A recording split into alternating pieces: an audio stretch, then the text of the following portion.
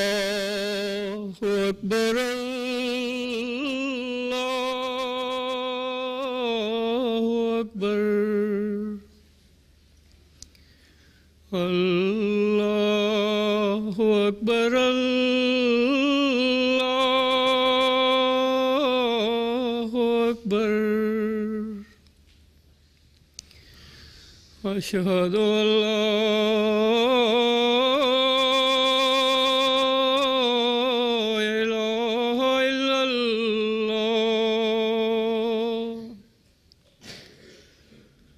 أشهد أن لا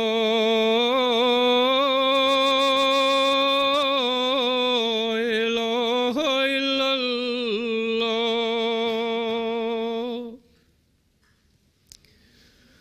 أشهد أن محمدا رسول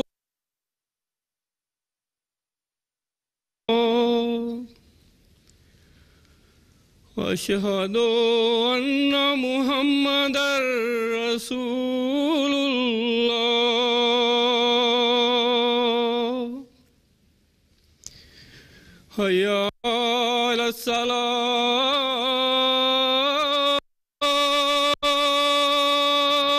الصلاة حي على الصلاة حي على الفلاح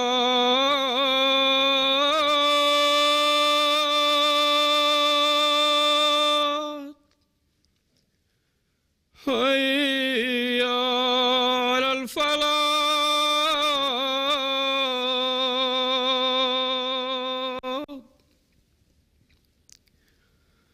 الله أكبر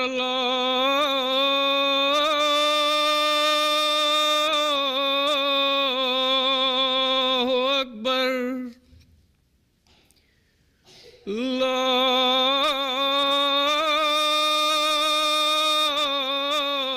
إله إلا الله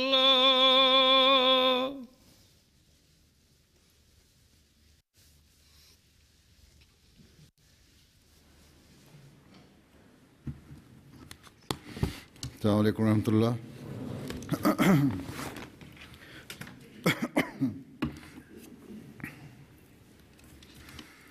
أشهد أن لا إله إلا الله وحده لا شريك له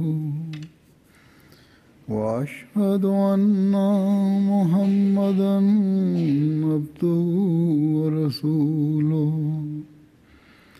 أما بعد فأعوذ بالله من الشيطان الرجيم بسم الله الرحمن الرحيم الحمد لله رب العالمين الرحمن الرحيم مالك يوم الدين إياك نعبد وإياك نستعين اهدنا الصراط المستقيم صراط الذين أنعمت عليهم غير المغضوب عليهم ولا الضالين.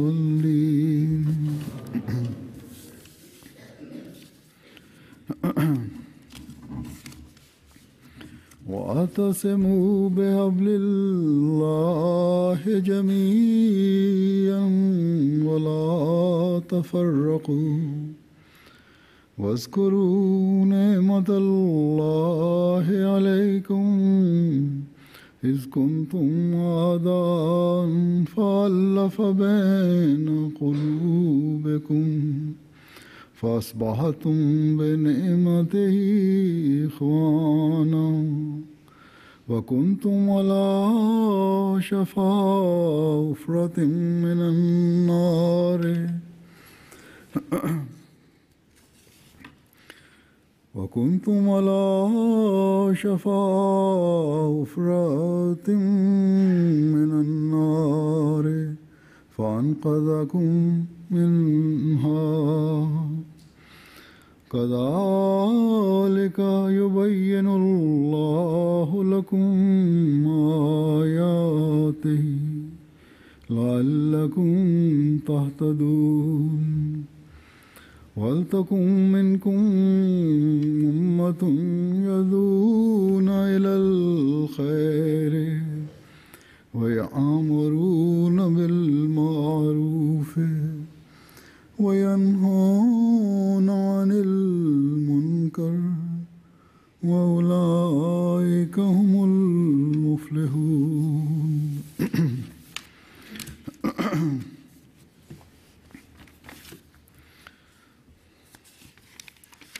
ادعو إلى سبيل ربك بالحكمة والموعظة الحسنة ادع إلى سبيل ربك بالحكمة والموعظة الحسنة وجادلهم بالتي هي أحسن إن ربك هو أعلم بمن ضل عن سبيله وهو أعلم بالمهتدين.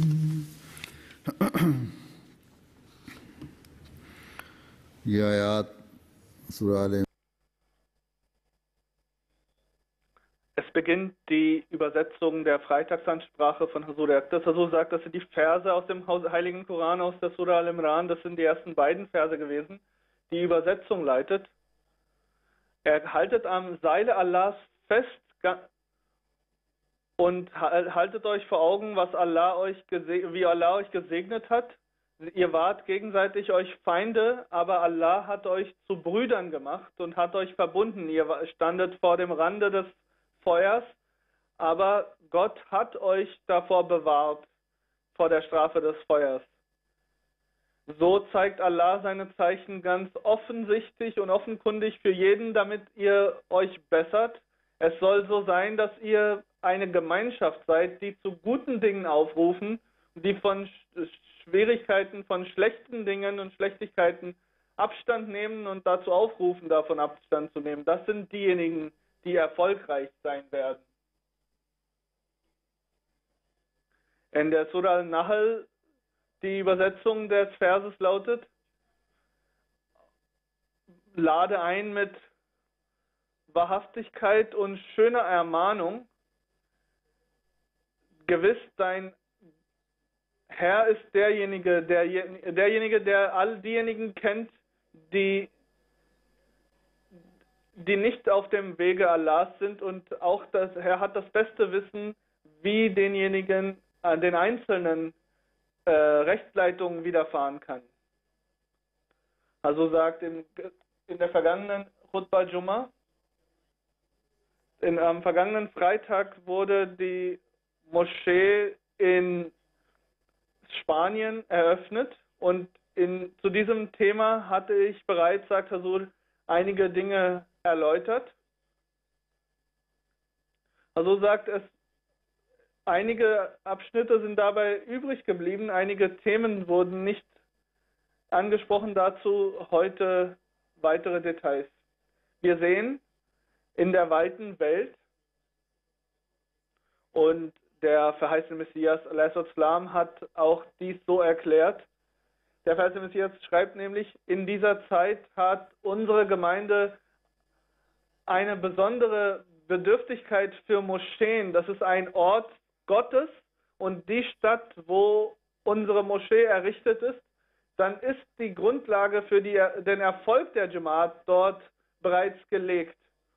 Wenn ein Ort ist, dort wo die Gemeinde noch schwach ist, wo kaum Muslime sind, dann soll dort eine Moschee gebaut werden.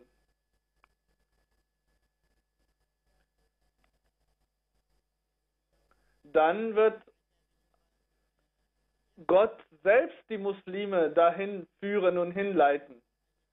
Aber die Voraussetzung ist, dass wenn man die Moschee baut, dass die Absicht rein sind, dass man das ausschließlich für Allah macht. Dass nicht Allah, niemand anderes oder nichts anderes außer Allah als Ziel bzw. als Ankerpunkt in der Ferne festgelegt wurde, was man erreichen möchte. Die in diesem Text uns vorgelegten Dinge sind so bedeutsam, dass jeder einzelne Ahmadi das sich vor Augen führen muss. Das erste war Khana Khuda, ein Ort für Gott.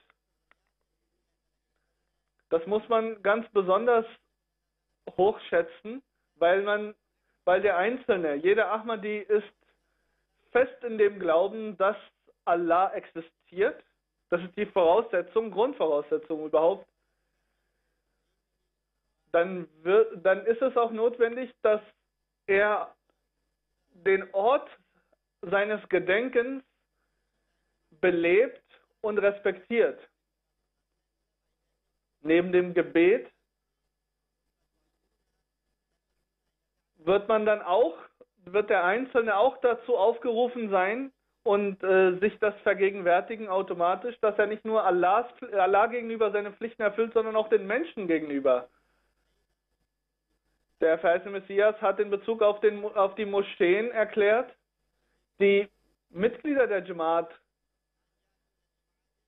sollen in diesen Moscheen das Gebet in der Gemeinschaft verrichten. In der Gemeinschaft finden sich neue Segnungen. Und die Gemeinschaft, die Allianz untereinander, sie ist heutzutage zu fördern und kleine, unwichtige Dinge sollten unterhalb der Sichtbarkeitsschwelle bleiben. Das erste ist in Bezug auf den Ort, den Raum Gottes, dass jeder einzelne Ahmadi, der dort in diesem Gebiet, in dieser Stadt wohnt, dass er darauf achtet, das Gebet in der Gemeinschaft zu verrichten. Und diese Pflicht zum gemeinsamen Gebet oder diese Ansicht zum gemeinsamen Gebet wird dann zu einer Gemeinschaft führen und wir müssen diese Gemeinschaft fördern. Vor 108 Jahren hat der verheißene Messias a.s. dies verkündet. Der verheißene Messias a.s. war zu dem Zeitpunkt unter seinen Gefährten und das Niveau seiner Gefährten war außerordentlich. Das war außerordentlich hoch. Er hat selbst sie erzogen. Sie hatten ein anderes Niveau der Gottesfurcht, deren Eifer für das Gebet war ganz anders, viel nobler. Und diese einzelnen Menschen hatten eine besondere Beziehung zu Allah. Aber trotzdem war das die Aufgabe des Propheten, dass er jede Spitzfindigkeit und jedes Detail letztlich beleuchtet, was zum Thema Taqwa, zum Thema Gottesfurcht existiert. Und er hat das seinen Gläubigen vorgelegt, der verheißene Messias, und hat deren Aufmerksamkeit darauf gelenkt, weil er wusste, das ist jetzt eine anfängliche Situation. Wenn jetzt nicht das Niveau angehoben wird, dann werden die zukünftigen Generationen keine Vorbilder haben, an denen sie sich richten können, wenn sie letztlich versuchen, die Gottesfurcht zu erlangen und Gottes Nähe zu erlangen. Also sagt, ich hatte bereits mehrere Khutbas und eine Reihe von Khutbas gehalten zum Thema der Lebensabschnitte und der Ereignisse aus dem Leben verschiedener Gefährten des verheißenen Messias, a.s.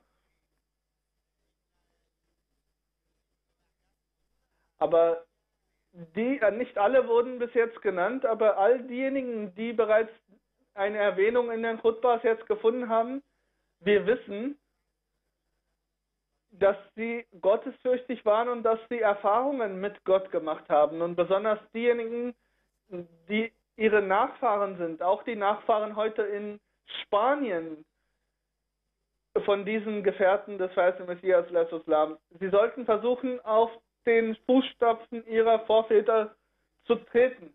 Es ist noch unendlich viel Arbeit für uns hier bereit. Wir müssen diesen Platz wir müssen das Erbe derjenigen wiederbeleben, die vor mehreren Jahrhunderten hier schon gelebt haben. Und es ist unsere Aufgabe, diese Menschen unter der Flagge des heiligen Propheten Muhammad sallallahu alaihi wasallam zu versammeln. Und das Wichtigste, dass wir die Einheit Gottes verkünden, dass wir erkennen, dass Allah einzigartig und einzig ist und dass wir seine Botschaft verkünden und Tabligh machen. In der Zeit des verheißenen Messias, a.s., das war nicht die Zeit, nicht nur das war die Zeit, wo die Gemeinschaft und die Allianz und die Brüderlichkeit hochgehalten werden musste, sondern auch heute, wo wir diese großartige, außergewöhnliche Aufgabe haben, diese Völker unter der Flagge des heiligen Propheten Muhammad sallallahu alaihi wasallam zu versammeln, ist es notwendig, dass wir das Niveau, das Glaubensniveau erhöhen. Wenn jeder Amtsinhaber und jedes einzelne Mitglied der Jamaat seine Pflicht nicht erfüllt, dann werden sie nicht zu denjenigen zählen, die die Pflicht erfüllt haben, die ihnen obliegt, dass sie die Moschee erhalten haben. Die Schönheit der Moschee kann nur dann fruchten und erfolgreich sein, wenn darin auch die Seele nachklingt und in Resonanz dazu einhergeht. Wenn jeder einzelne Ahmadi neben seinen Gebeten nicht die Liebe und Brüderlichkeit füreinander empfindet, dann ist das nicht so. Diese Empfindungen müssen sichtbar sein. Die Liebe, die Gefühle müssen für jeden Besucher sichtbar sein. Also sagt, Sie haben bereits die Verse des Heiligen Koran gehört, darin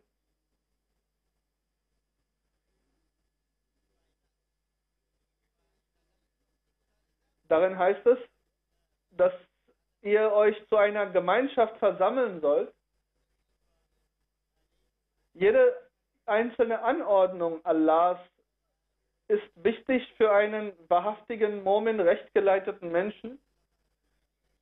Davon bin weder ich befreit, sagt Rasul, noch seid ihr befreit, noch sind sie befreit, noch sind die Muballighin oder die Amtsinhaber befreit, seien es Männer oder Frauen. Niemand ist davon frei. Solange wir an dem Faden Allahs festhalten, solange wir diejenigen sind, die die Botschaft des Koran anerkennen und die uns dankbar zeigen Allah gegenüber, dass er uns zu Ahmadis gemacht hat, dass er uns die Möglichkeit gegeben hat, dass wir auch Ahmadis geblieben sind, dann erfüllen wir sowohl die Pflicht Allah gegenüber, als auch die Pflicht unserer Religion gegenüber und den Menschen gegenüber.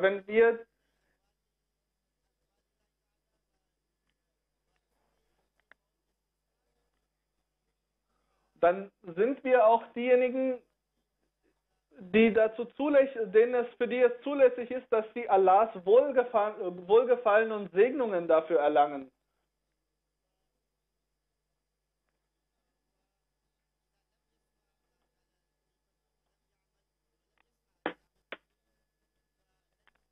Derjenige, der die Worte des Kalifen hört und auch danach lebt, wird diese Segnungen und dieses Wohlgefallen Allahs erleben.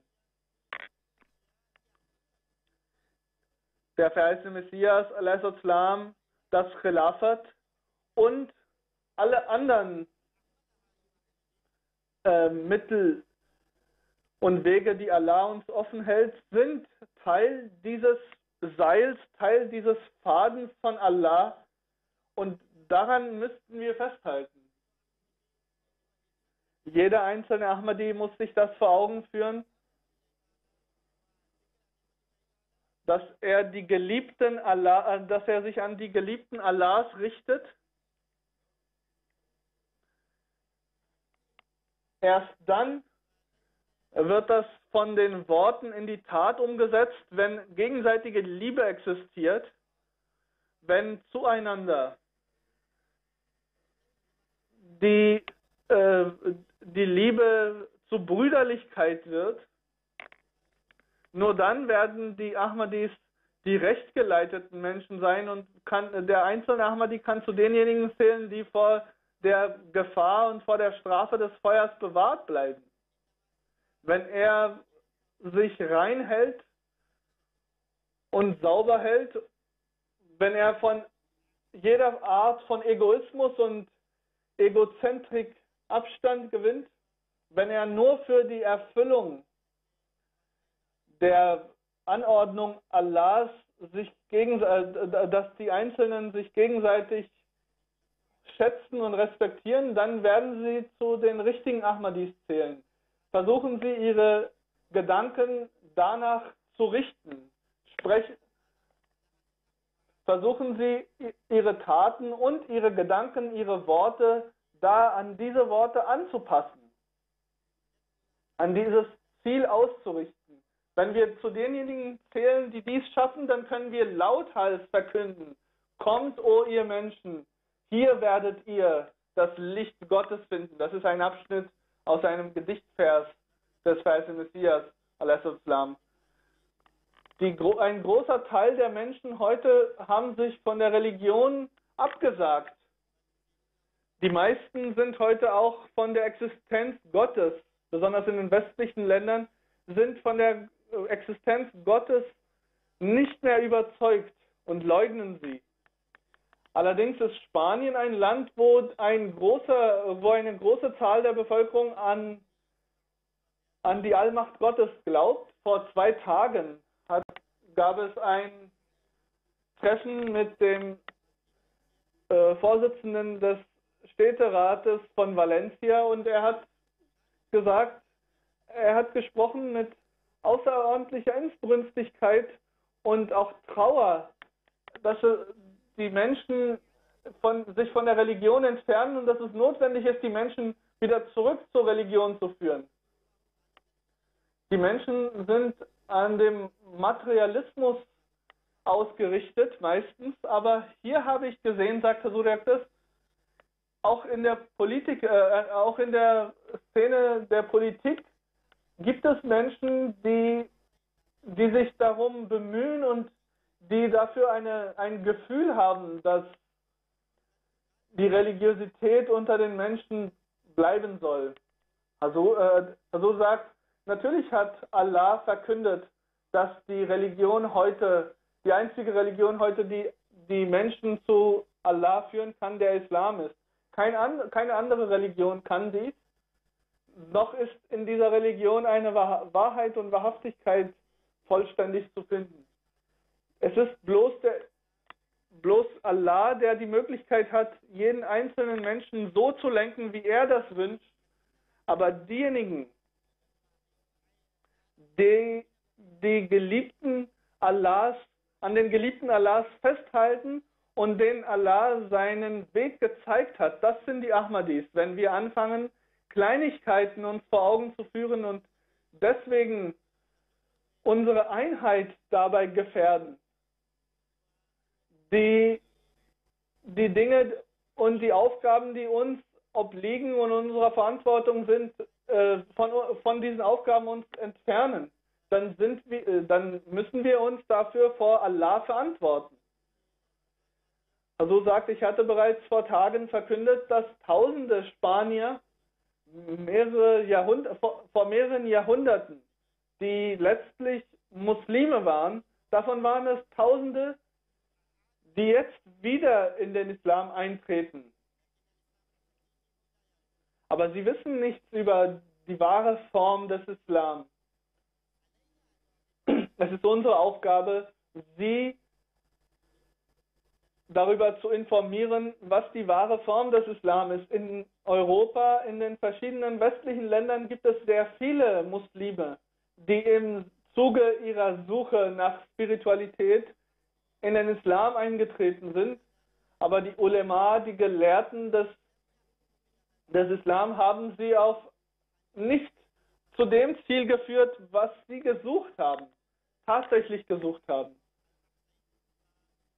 Und wir kennen viele Beispiele, dass diese Muslime dann in der Nichterfüllung ihrer spirituellen Bedürfnisse dann zu Ahmadiyyat gefunden haben.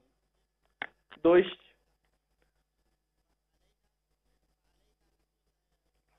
die Erkennung der wahren Lehre erhält man eine Zufriedenheit in der Spiritualität, die unbeschreiblich ist. Die pakistanischen Ahmadis, die auch außerhalb von Pakistan sind, wenn sie es nicht schaffen, ihrer Verantwortung gerecht zu werden, dann werden sie diejenigen sein, die diese suchenden Menschen, die auf der Suche sind nach der Wahrheit, abgelehnt haben.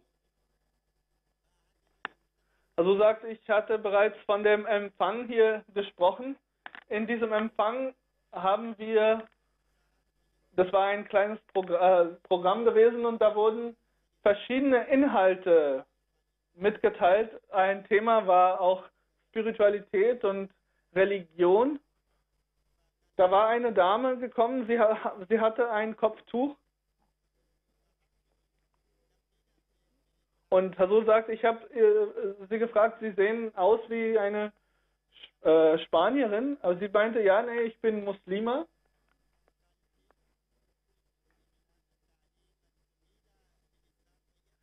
Und sie hat außerordentlich gelobt, dass wie Hazur Yaqtas die Botschaft des Islam außerordentlich schön dargestellt haben. Maulvi Karamullah Sahabs Sohn stand direkt neben mir und er sagte, ja, sie ist Spanierin und sie hat jetzt den Islam angenommen. Das Wort war convert, also verwandelt. Und die Dame meinte, nein, ich habe die Religion meiner Eltern und Großeltern und Vorfahren wiedererkannt. Daher gibt es hier tatsächlich Menschen, die nach ihren Wurzeln suchen. Und es ist unsere Aufgabe, dass wir in diesen Gebieten unter solchen Menschen mit außerordentlichem Eifer und Engagement arbeiten. Aber wenn wir eine Segnung Allahs darin mit haben möchten, dann ist es notwendig, dass wir uns selbst entsprechend der Anordnung Allahs verändern. Der verehrte Messias a.s. hat erklärt, denkt, dass einerseits ist es notwendig, eine Moschee zu bauen, um eine Gemeinschaft der Muslime zu gründen oder zum Erfolg zu führen an einem Ort. Aber gleichzeitig ist es auch notwendig, sich selbst zu wandeln in eine Form, wie Allah es verlangt.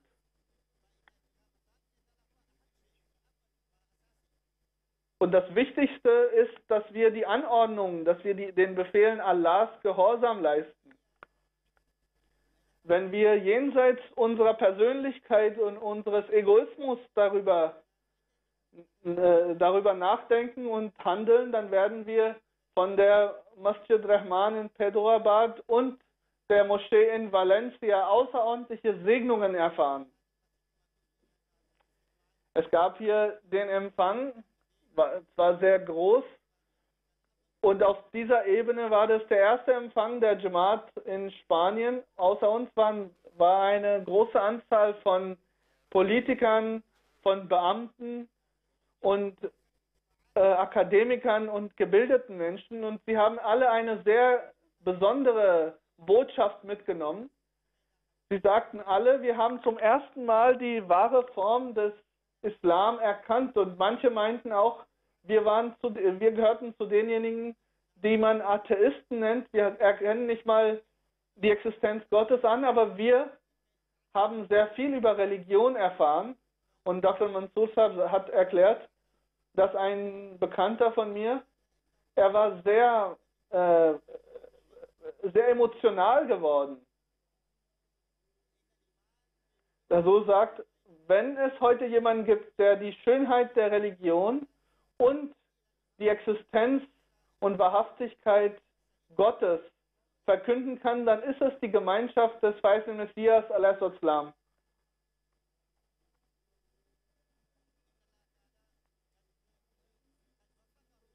Das sind diejenigen,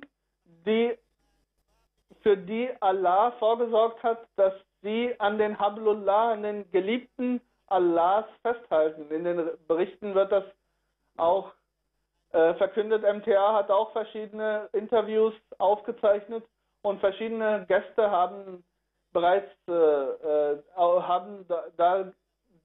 dem MTA-Team auch ein Interview gegeben. Es war auch der Sprecher der lokalen Verwaltung gewesen, der anwesend war. Der war auch in Madrid gewesen in den Tagen. Und jeder, der hier wohnt, weiß, dass es mehrere Stunden, wahrscheinlich über 2 Stunden dauert, bis nach Madrid zu kommen. Er ist später gekommen und seine Mitarbeiter hatten bereits erklärt gehabt, dass er nicht kommen wird. Aber er ist 1 Stunde vor dem Programm auf dem Bahnhof angekommen und hat den Fahrer angeordnet, nehmen Sie mich bitte direkt zu dem Programm mit. Er hat erklärt, dass er mittags mit dem Außenminister gesprochen hatte und dann anschließend dieses Programm auch respektiert hat und trotzdem richtig gekommen ist, pünktlich auch da war. Ursprünglich hatte er gedacht, er bleibt vielleicht 1 Stunde, aber er ist die ganze Zeit geblieben. Und genau auf diese Art und Weise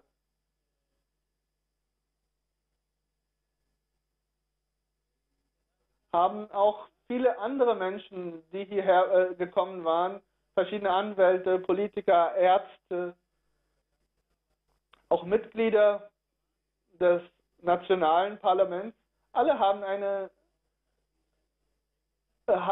die Wirkung gespürt. Das war das erste richtige große Programm der Jamaat in Spanien und etwa 108 Personen waren hier anwesend.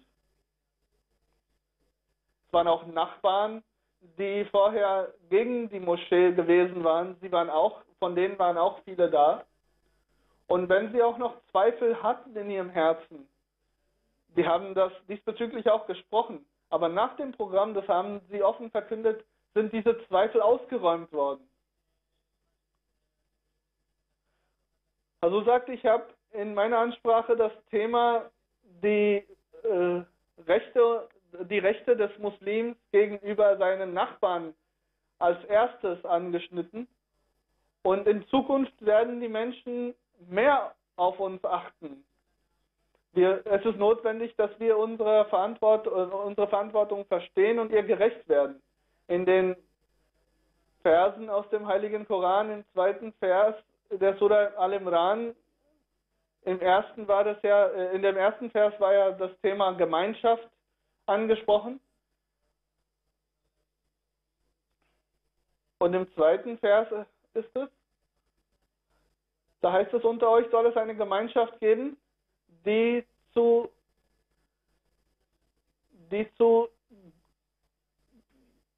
Rechtschaffenheit und guten Taten aufruft. Die Gemeinschaft, die zu Rechtschaffenheit aufruft und versucht, auf die Schlechtigkeiten hinzuweisen. Das ist eine Gemeinschaft von den Muballighin und den Murabbiyan. Das sind die diejenigen, die durch den Kalifen der Zeit als Vertreter des Kalifen hierher und anderswo entsandt worden sind. Sie sind diejenigen, die die Einzelnen ermahnen. Sie sind diejenigen, die der Welt verkünden, wenn ihr Erlösung erwartet, dann haltet fest an den geliebten Leuten Allahs.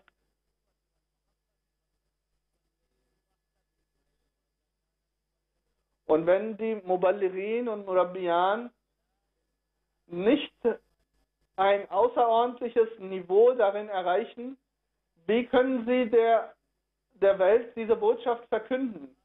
Die Aufgabe der Murabbiyan ist, die Jamaat zu erziehen und Tabligh zu machen. Für beide Aufgaben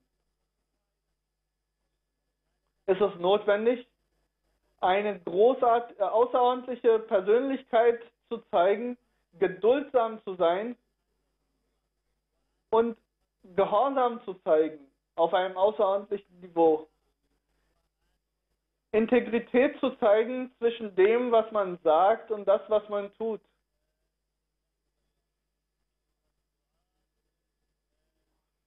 Also sagt so, wie ich bereits erklärte, sind die Murabbiyan die Vertreter des Kalifen der jeweiligen Zeit.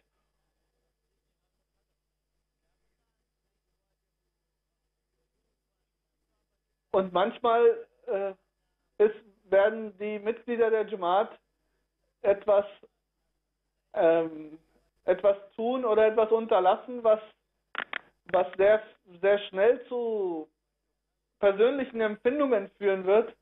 Aber halten Sie sich vor Augen, dass Sie ausschließlich für Allah ihr Leben gewidmet haben und Sie haben sich dazu auserwählt und auserkoren, die Menschheit unter der Flagge des heiligen Propheten Muhammad sallallahu alaihi wasallam zu einen.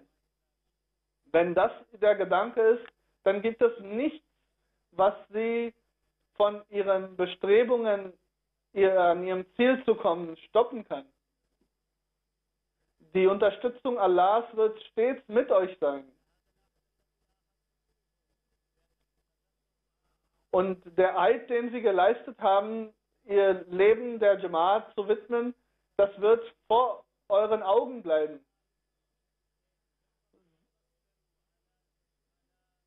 Wenn die Amtsinhaber auch etwas Falsches tun, dann werden sie diejenigen sein, die für sie beten und daraus gestärkt hervorgehen.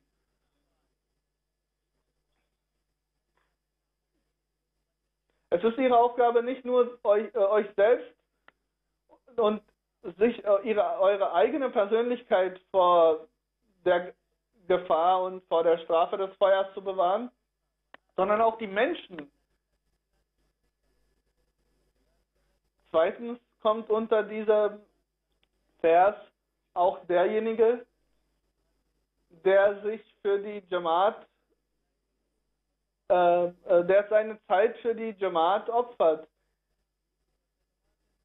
Diejenigen, die Amtsinhaber sind, sie können auch von Allah zur Rechenschaft gezogen werden. Es ist eine Verantwortung, die ihnen auferlegt wurde. Das Amt ist nicht des Amtes wegen von ihnen bekleidet worden, sondern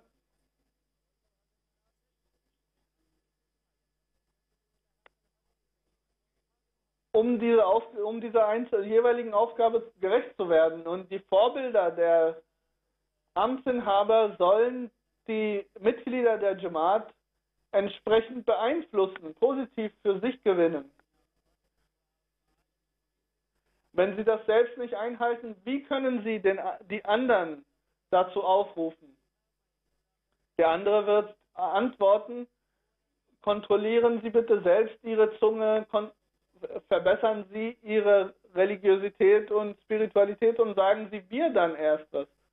Korrigieren Sie Ihre Gebete, erhöhen Sie Ihre Glaubwürdigkeit.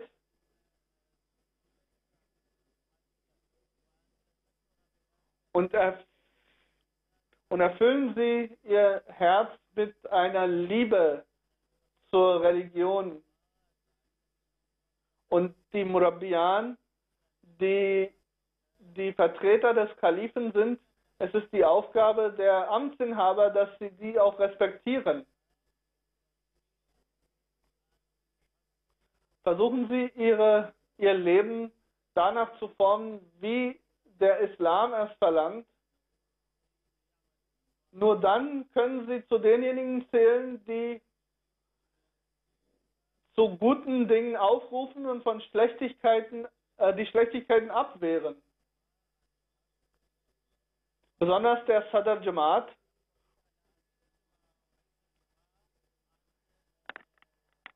Ansonsten werden diese Amtsinhaber zu denjenigen, die Zwist in der Gemeinde sehen, anstatt Einheit zu fördern. Die Murabbiyan sollten nicht das Recht einfordern, respektiert zu werden, sondern sie sollten sich demütiger und gottesfürchtiger zeigen. Wenn sie dies schaffen, dann werden auch alle Probleme in der Erziehung der Jamaat außerordentlich schnell gelöst und auch die Aufgabe des Tabligh wird sehr schnell angegangen werden können. Allahs Segnungen und Wohlgefallen wird mit uns sein. Auch die Rolle der Amtsinhaber untereinander sollte niveauvoll sein. Nur so können die Aufgaben, die man zusammen überlegt, zum Ziel geführt werden können. Wenn untereinander ausschließlich Streitigkeiten existieren, wenn Ehre, Stolz und Egoismus in der Diskussion und in der Praxis mit einfließt, dann hat es nur negative Auswirkungen. Also Khalifatul Masih al-Awwal hat erklärt, dass es einen reichen Mann gegeben hat und jemand erklärte ihm, der und derjenige Adelige hat mich beleidigt. Er hat denjenigen, der beleidigt haben soll, zu sich gerufen und hat auch ihn beleidigt.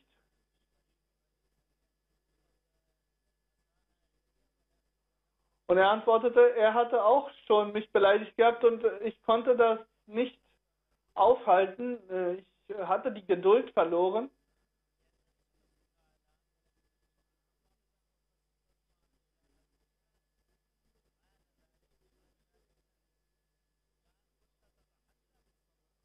Und dann sagte der reiche Mann,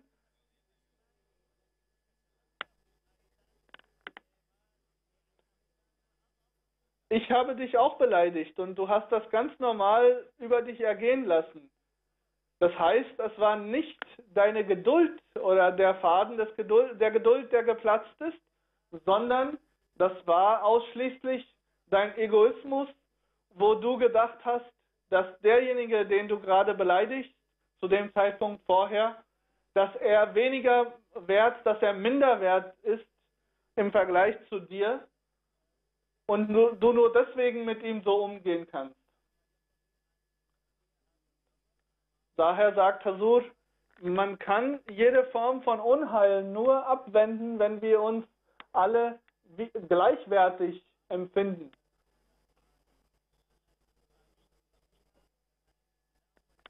Wenn es notwendig wird, wenn die Zeit kommt, ist ein großer Teil von uns nicht in der Lage, die Geduld zu zeigen, die notwendig ist. Jedes Mitglied der Jamaat sollte allerdings nicht empfinden, dass dies nur die Verantwortung der Amtsinhaber und der Muballighin ist. Auch die Aufgabe der einzelnen Mitglieder der Jamaat ist die schließt auch die gegenseitige Liebe mit ein, auch das Hören und das in Praxis Umsetzen der Worte Allahs aus dem Heiligen Koran und der Worte des heiligen Propheten Muhammad sallallahu alaihi wasallam aus den Hadith und die Gefolgschaft des verheißenen Messias, indem man seine Botschaft erkennt und danach handelt, und auch die Worte des Kalifen zu respektieren und danach zu leben und auch den Amtsinhabern die Amtsinhaber zu respektieren. Das alles ist die Verantwortung jedes einzelnen Ahmadis. Nur dann können sie zu denjenigen gezählt werden, die vor der Strafe des Feuers, vor dem Abgrund, wo das Feuer lauert, bewahrt bleiben. Es ist nicht die Aufgabe der einzelnen wenigen, die sich zu den Dawat-e-Ilallah zählen, die sich für die Aufgabe der Dawat-e-Ilallah zählen, sondern diese Aufgabe ist für jeden Einzelnen für uns. Allah hat uns erklärt, den Charaktereigenschaften des heiligen Propheten Muhammad sallallahu alaihi wasallam zu folgen. Die schließt auch die Aufgabe des Tabligh für jeden Einzelnen mit ein. In dem 3. Vers in der Surah Al-Nahl wird genau dieses Thema besprochen. Es ist unsere Verantwortung. Jeder Einzelne ist dazu aufgerufen. Jedes Mitglied der Jamaat, jede Frau, jeder Mann, jeder Amtsinhaber, jeder Murabbi. Der Weg ist darin auch sogar bereits gezeichnet, wie die Menschen zu Allah geführt werden sollen.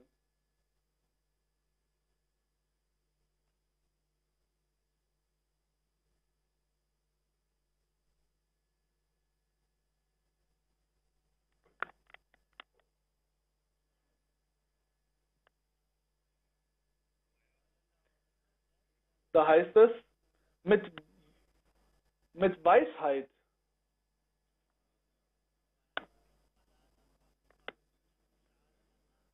Sie werden bekannt in der Welt.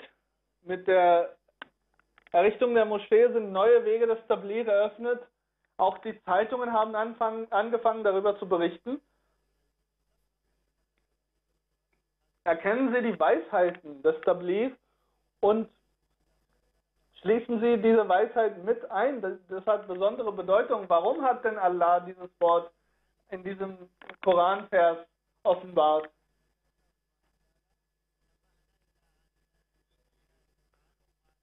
Als erstes,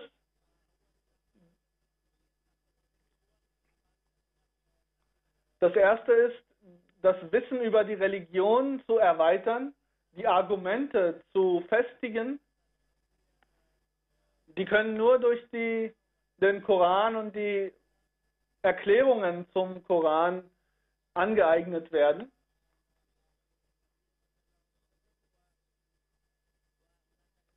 Außer dem Islam wird auch das Leben bzw. der Charakter des heiligen Propheten Muhammad sallallahu alaihi wasallam kritisiert.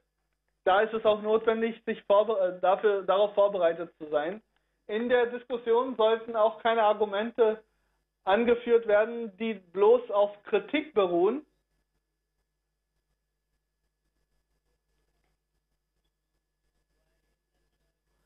Jeder Muslim ist dazu aufgefordert, Gerechtigkeit anzuwenden. Und solche Worte könnten anstatt Gerechtigkeit und Fairness eine Form von Überheblichkeit, vielleicht sogar von falschen Worten mit einschließen. Wir sehen sehr oft in der Welt, dass die Leute, die es nicht schaffen, ihre Argumente ausreichend wiederzugeben und die Standfestigkeit in ihrer Position zu zeigen, sie bedienen sich der falschen Art und Weise, der falschen Worte. Dies kann nicht bei der Lehre des verheißenen Messias a.s. geschehen. Daher ist es notwendig, in Bezug auf dieses Wort Hikmah, nämlich der Weisheit, dass auch die Schriften des verheißenen Messias a.s. gelesen werden von dem Einzelnen. Die werden nicht nur Argumente liefern für Tabligh, sondern auch den Einzelnen erziehen. In der Aufgabe des Tabligh ist, Geduld und Milde außerordentlich wichtig. Viele sind hierher gekommen und haben auch gefragt, wie können wir unter unseren Familienmitgliedern Tabligh machen? Sie haben eine Empfindung für die Religion, besonders wenn sie sehen, was passiert, wenn sie mit ihren Familienmitgliedern über Ahmadiyya sprechen und wie sie reagieren. In dieser Zeit ist es die Aufgabe des Ahmadis, dass er Milde zeigt und geduldsam ist.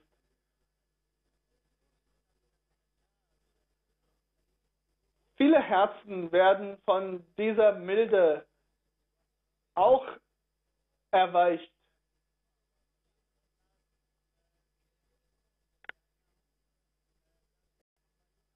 Viele haben darüber berichtet, viele Leute haben Hazur angeschrieben, sagt er,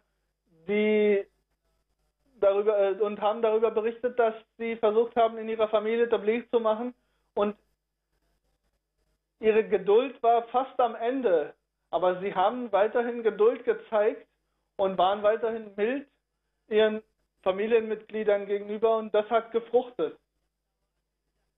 Man soll bloß die Worte nutzen, die die anderen davon abhalten, Unwissenheit zu verkünden. Es soll nicht aus unseren Mündern soll nicht kein Wort nach außen gehen, wo die anderen kritisieren können.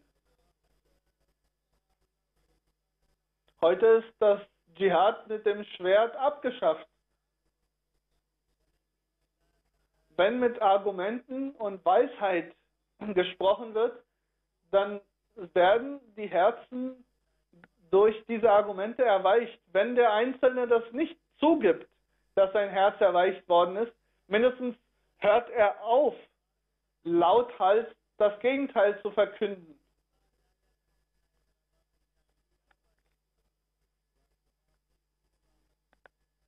Ein Beispiel aus dem Empfang, aus dem Programm hier.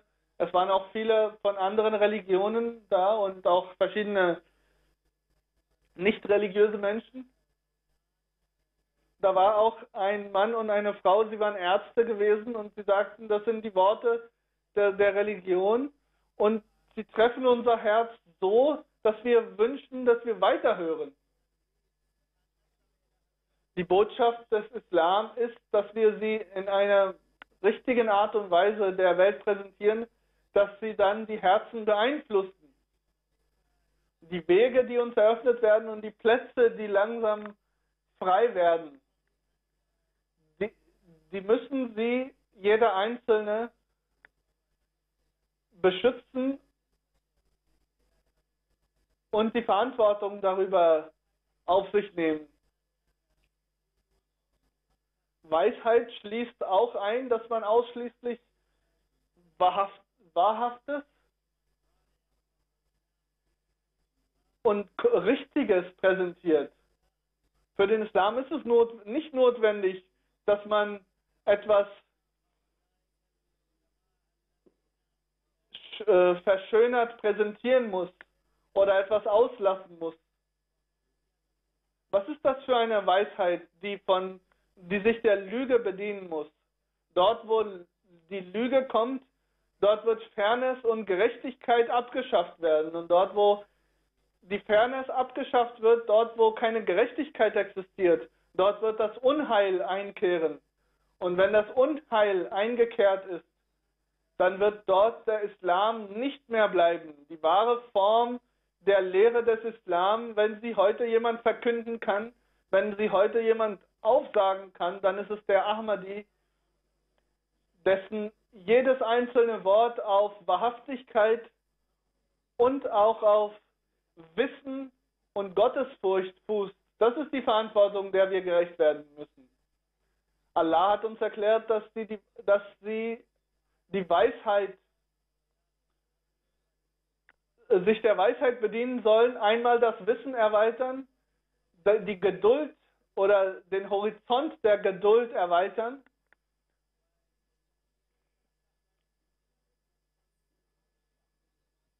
und dass sie eine Ruhe in ihren Emotionen einkehren lassen.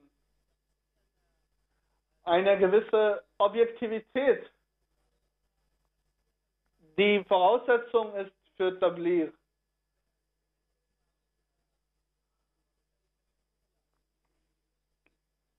Dann wird ihr Tabligh gefüllt sein von Weisheit und schnelle Wirkung zeigen.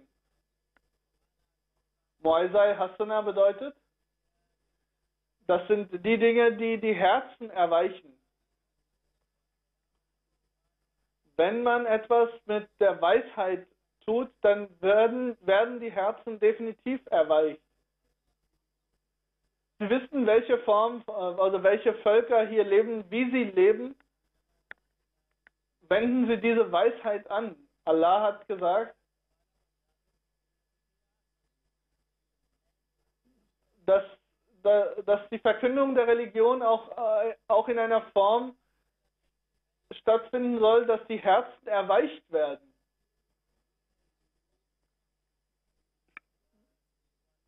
Die Aufgabe des Tabligh obliegt dem Ahmadi, die Herzen zu verändern und die Menschen zu korrigieren in ihren Haltungen. Das ist die Aufgabe Gottes.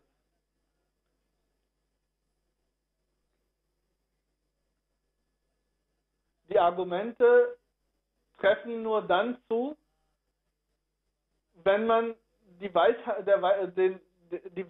befolgt. Und der falsche Messias a.s. hat erklärt, verkündet und gebt Hinweise mit eurer Zunge. Dasselbe Wort kann einen zum Freund machen und in einer anderen Form zum Feind machen. Führt euch vor Augen, welche Worte, auf welche Art und Weise ihr benutzt. Und genau diese Art und Weise zu prüfen, welche Wirkung haben wird und danach zu handeln, ist für das Leben, für Tabligh, für Tarbiyat, also für die Erziehung, für die Verkündung der Botschaft Allahs und auch für das allgemeine Leben essentiell und notwendig.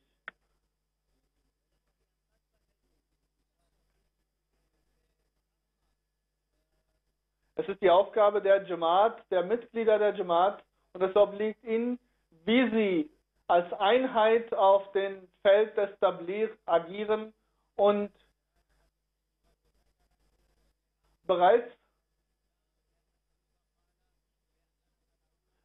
die Zeitungen haben darüber verkündet, dass heute die Flagge des Islam wieder zurückgekehrt ist und dass der Khalif verkündet hat, dass die Muslime, die in dem 17. Jahrhundert von hier vertrieben wurden, dass es unsere Aufgabe ist, sie zurückzuholen.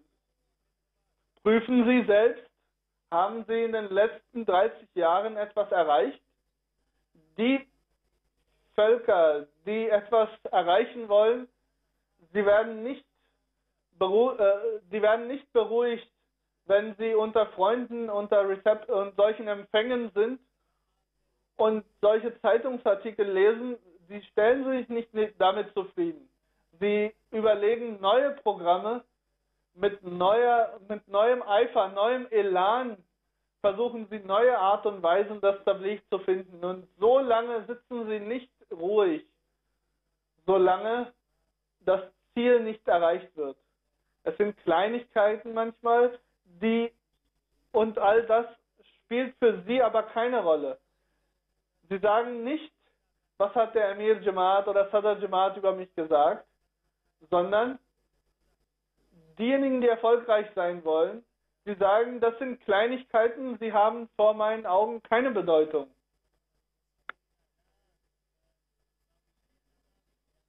Ich bin derjenige, sagt der Einzelne zu sich, ich bin mit dem Imam dieses Zeitalters mit einem Bayat, mit einem Gelübde verbunden, und dieses Gelübde verlangt von mir, dass ich die Religion, dass ich den Glauben der Welt und den Materialismus vorziehe. Wenn ich dies vergesse, werde ich mein Ziel aus den Augen verlieren. Es ist notwendig für mich, dass ich die der Zwist untereinander wird dazu führen, dass es wird zu einem Hindernis bei meiner Aufgabe, die Menschen in einem Land zu der Botschaft des heiligen Propheten Muhammad sallallahu alaihi wasallam zu führen.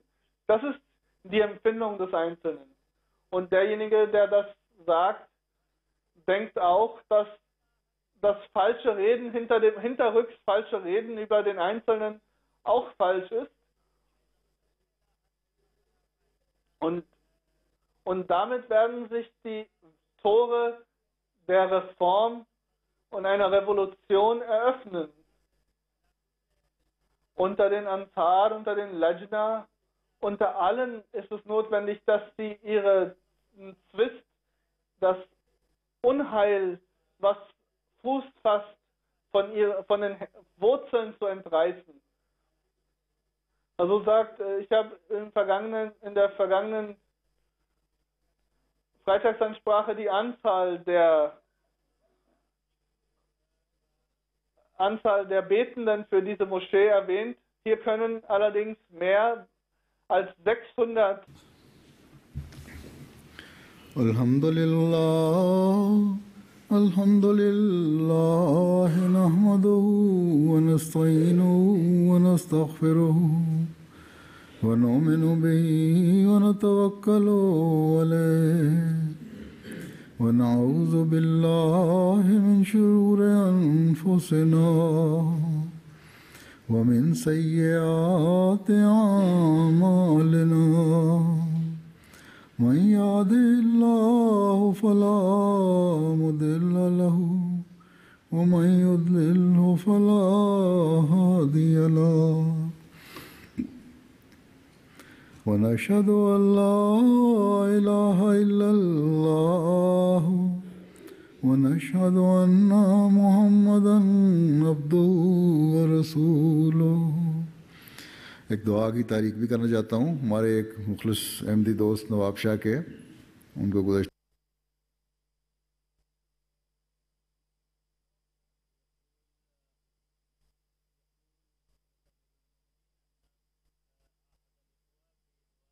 के शदीद ज़ख्मी कर दिया है, क्रिटिकल हालत में है अभी अस्पताल में कराची में। अभी कुछ तरसा और देखेंगे डॉक्टर, आइंदा चंद दिन और गुजर गए तब बताया जा सकता है कि ख़तरे से बाहर हैं कि नहीं। उनके लिए दुआ करें, अल्लाह ताला उनको शिफाए कामिला आजिला अता फरमाए। इबादल्लाह रहमकुमुल्लाह इन्नल्लाह यामुरु बिल अदलि वल इहसानि व इताइ ज़िल क़ुर्बा وينهى عن الفحشاء والمنكر والبغي يعظكم لعلكم تذكرون. اذكروا الله يذكركم وادعوه يستجب لكم ولذكر الله أكبر.